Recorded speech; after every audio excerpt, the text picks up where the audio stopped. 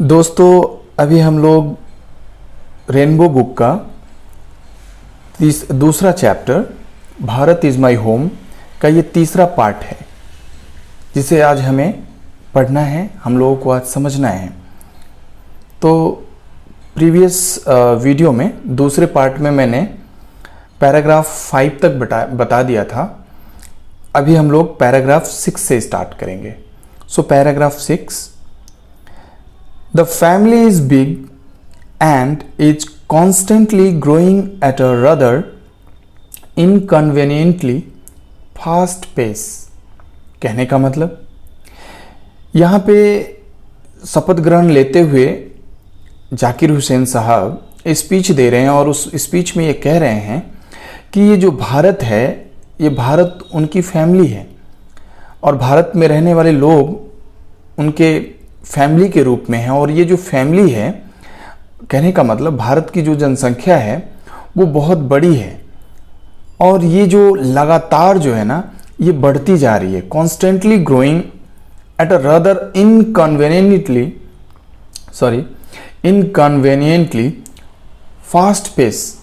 मतलब इसको कन्वीनियंट नहीं किया जा सकता। कहने का मतलब इसको नियंत्रित नहीं किया जा पा रहा है ना। ये इतने लगातार ग्रोइंग स्टेट में है, दैट मीन्स जनसंख्या बढ़ती जा रही है। कह रहे हैं we shall each of us have to participate unsparingly in building its new life. वो ये भी कह रहे हैं कि हम लोगों को, मतलब हम लोगों में से हर एक को सख्ती से, अनस्पैरिंगली मीन्स होता है सख्ती से पार्टिसिपेट करना, योगदान देना या सहयोग करना। किस चीज में? इन बिल्डिंग इट्स न्यू लाइफ, मतलब नए जीवन को बनाने में, है ना। हम लोगों को, हम में से हर एक को सख्ती से पार्टिसिपेट करना होगा। राइट, ये बात जाकिर हुसैन साहब कह रहे हैं।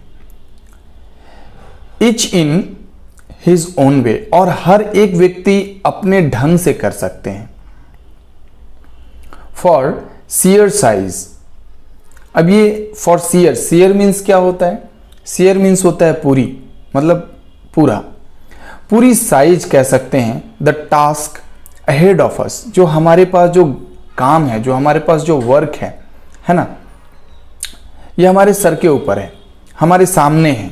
Right, are so demanding that no one can afford to sit back and just watch or let frustration become endemic in our society or country। ये country है, in our country। ओके, कहने का मतलब हम में से हर एक आदमी को ये जो काम है, ये जो पूरा वर्क है हमारे सामने जो आ रखा है ना, जो कि बड़ा ही डिमांडिंग है, जो मांगों से भरा हुआ है।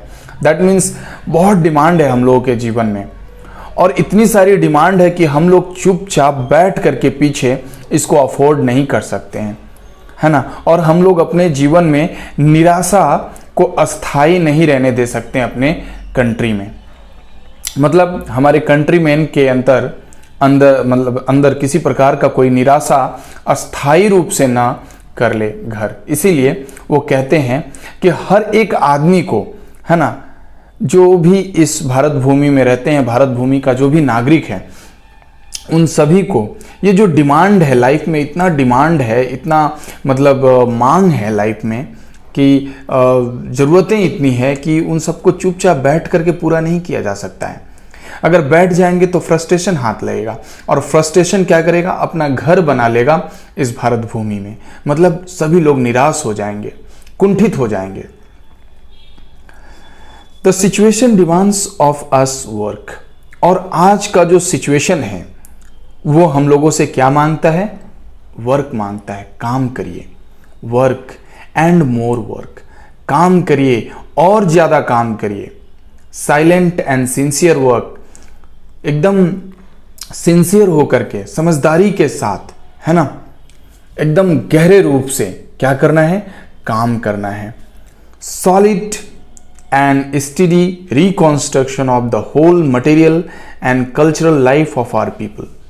कहने का मतलब सॉलिड एंड स्टेडी, मतलब सख्त और गतिशील, रिकॉन्स्ट्रक्शन मतलब फिर से बनाने की बात कर रहे हैं। क्या? Of the whole material and cultural life, मतलब पूरी मटेरियल और पूरी कल्चरल लाइफ को, जो हमारे देश के लोग हैं उन सभी के लाइफ को, पूरी मटेरियल और कल्चरल लाइफ को क्या करना है? फिर से रिकॉन्स्ट्रक्ट करने की बात कर रहे हैं, इसे सॉलिड बनाने की बात कर रहे हैं। Right. Paragraph number 7th, this work as I see it has 2 aspects. अब इस स्टेटमेंट में वो कह रहे हैं कि ये जो काम है, जैसा कि वो देखते हैं, आई सी इट मतलब डॉक्टर जाकिर हुसैन सर देख रहे हैं, वो देखते हैं और कहते हैं कि ये जो वर्क है ये 2 एस्पेक्ट्स में है। एस्पेक्ट्स मीन्स होता है पहलू या गुण, तो इसके 2 पहलू हैं। पहला, work on one self and work for the society. पहला पहलू क्या है कि अपने ऊपर काम करना, और दूसरा पहलू है वर्क फॉर द सोसाइटी, समाज के लिए काम करना। तो मित्रों, आप लोग समझ रहे होंगे कि यहाँ जो डॉक्टर जाकिर हुसैन साहब हम लोग को बताना चाहते हैं कि हर एक आदमी को अपने लाइफ में 2 पहलुओं के लिए जीना चाहिए। एक अपने लिए जीना चाहिए और दूसरा समाज के लिए जीना चाहिए। मतलब एक काम अपने लिए करना है और दूसरा वर्क समाज के लिए भी करना है।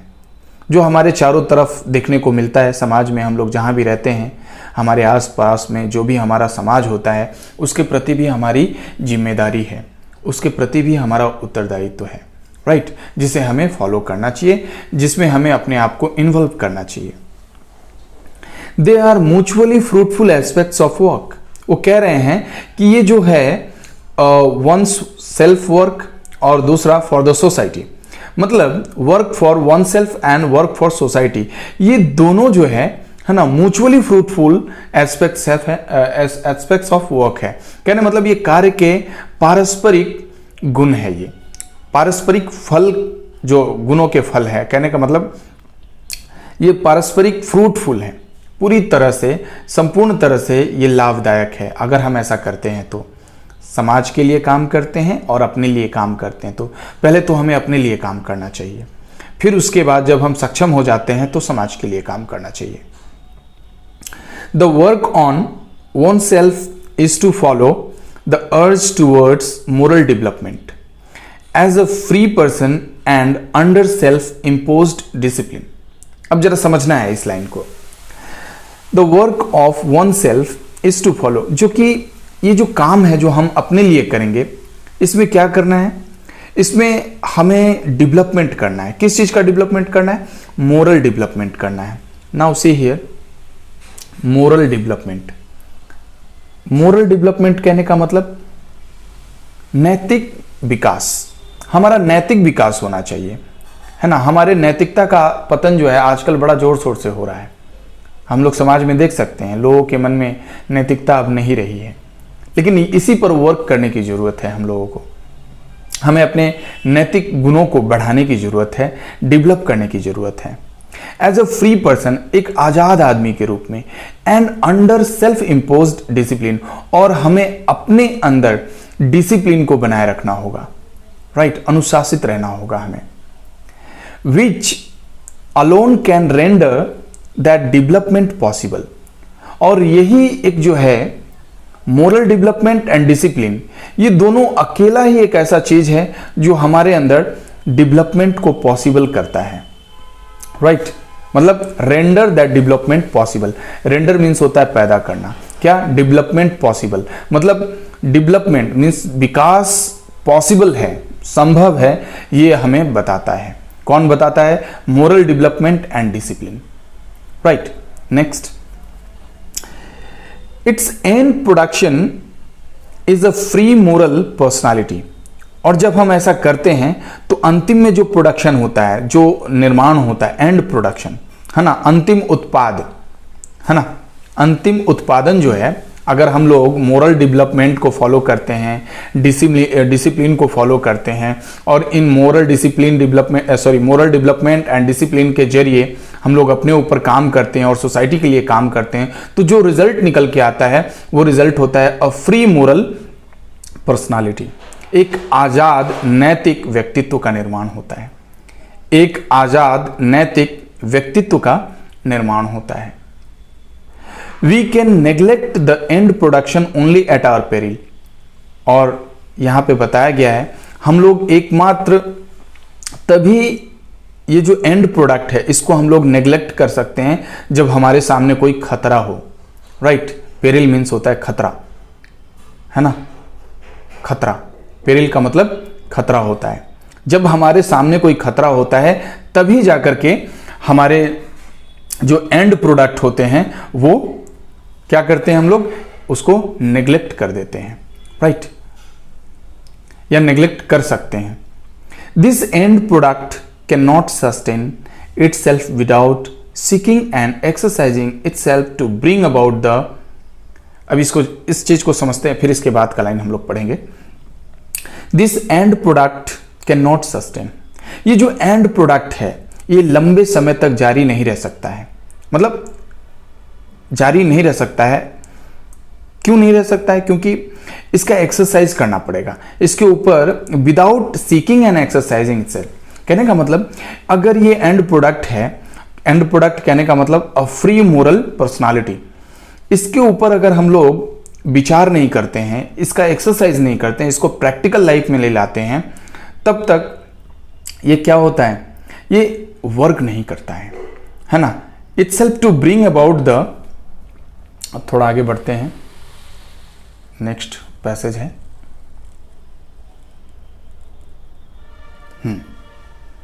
थोड़ा सा टेढ़ा है ये, बट कोई बात नहीं।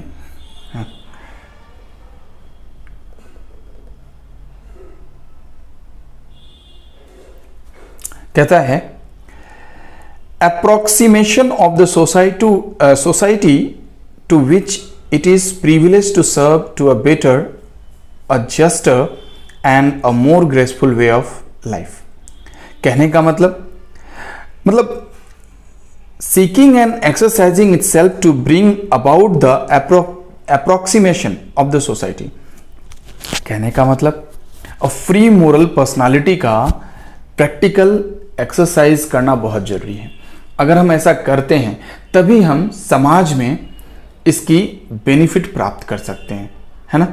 Of the society to which it is privileged, तभी इसका सुविधा हम लोग ले सकते हैं। किस लिए?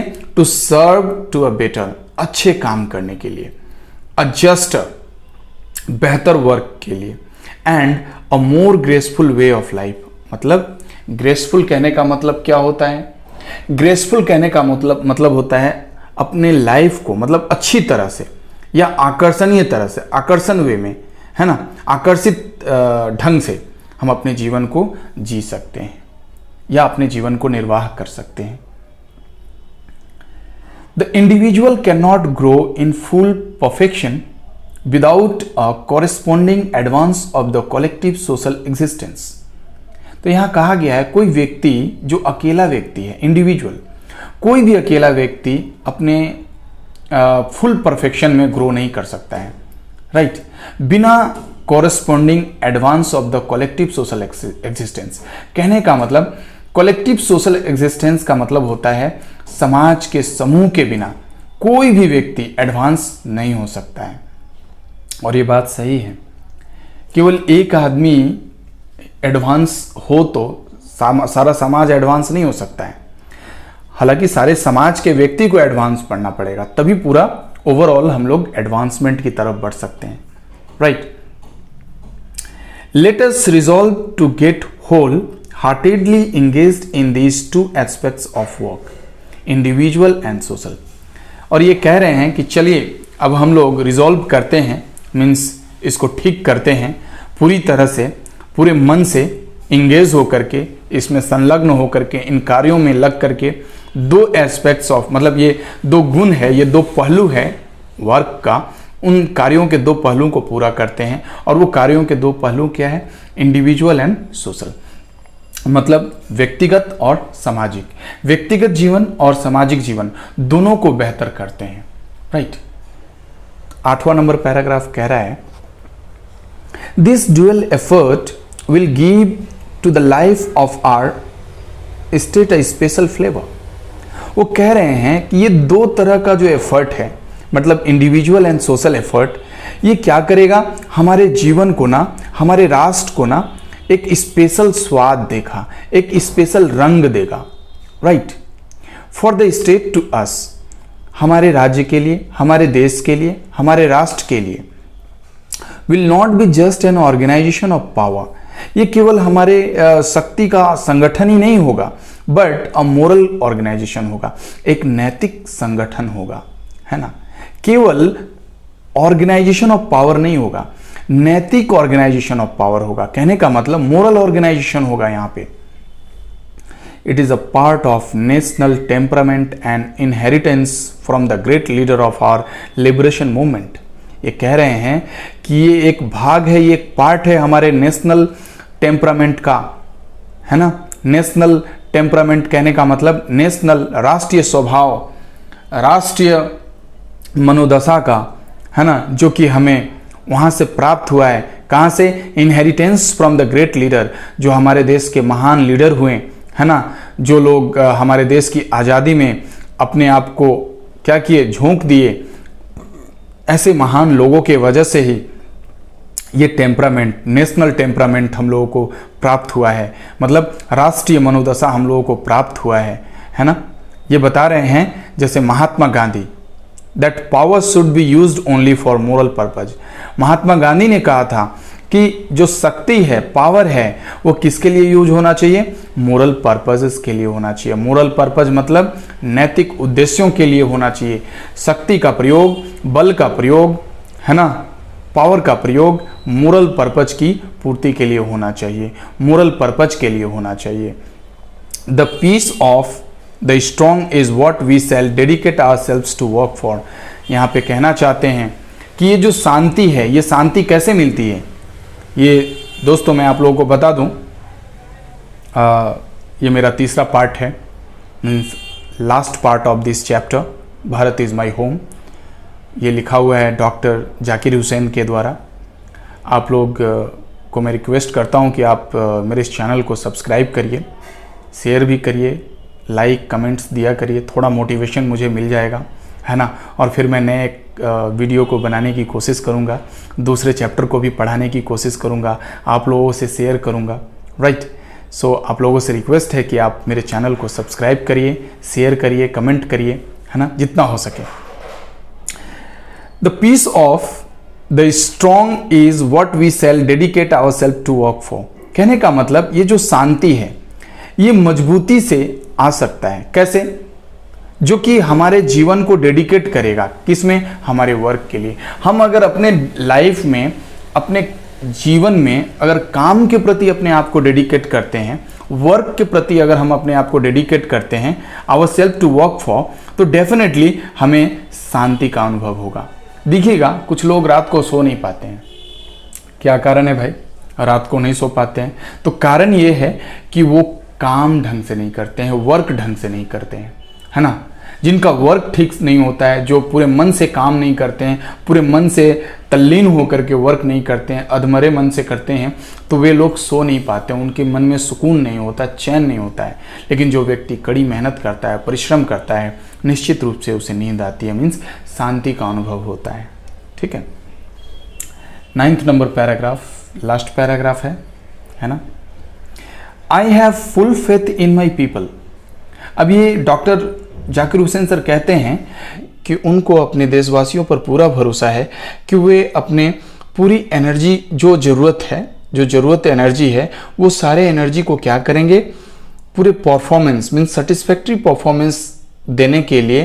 किस कार्य के लिए? दिस ड्यूअल टास्क कहने का मतलब इंडिविजुअल एंड सोशल टास्क को करने के लिए वो पूरे एनर्जी को लगा देंगे। कौन लगाएंगे? यहाँ के नागरिक, भारतवासियों से वो आह्वान कर रहे हैं कि वे, उनको पूरा भरोसा है अपने लोगों के ऊपर, भारतवासियों के ऊपर, कि वे लोग अपनी पूरी एनर्जी को, जो ज़रूरत है, पूरे संतुष्टि से परफॉर्मेंस में लाएंगे इन दो कार्यों के लिए। कौन कार्य? इंडिविजुअल एंड सोशल कार्य। It shall be my privilege to contribute my share. ये इनके लिए एक सुविधा होगा कि ये भी अपना पार्ट जो है, ये भी अपना शेयर इसमें कंट्रीब्यूट करेंगे। किस लिए कंट्रीब्यूट करेंगे? To this enchanting enterprise. कहने का मतलब ये मोहक उद्योग को बढ़ाने के लिए, राइट। मतलब भारत की भलाई के लिए, भारत की डेवलपमेंट के लिए वो अपने पार्ट को भी, अपने शेयर ऑफ पार्ट को भी इसमें क्या करेंगे, कंट्रीब्यूट करेंगे। तो दोस्तों यहीं तक, अब अगली वीडियो हम लोग तुरंत लेकर आएंगे। तब तक के लिए धन्यवाद, बाय बाय।